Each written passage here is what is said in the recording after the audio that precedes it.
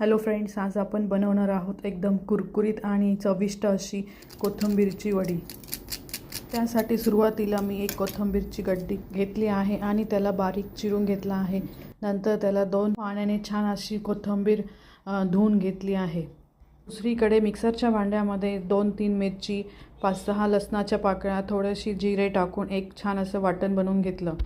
बारीक चिरलेल्या कोथिंबीरमध्ये 1 वाटी बेसन पीठ, अर्धी वाटी तांदळाचं पीठ, अर्धी वाटी ज्वारीचं पीठ, हळद, मीठ, वाटलेलं लसूण मिरचीचं वाटण, लाल तिखट, तीळ आणि पाणी घालून ते छान असं मिश्रण बनवलं।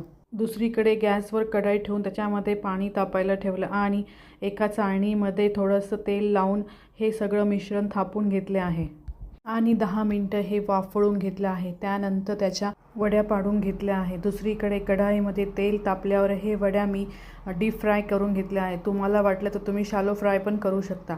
आणि रेडी आहे आपली इथं कोथिंबीरची वडी। रेसिपी आवडली असल्यास माझ्या चॅनलला नक्की सबस्क्राईब करा।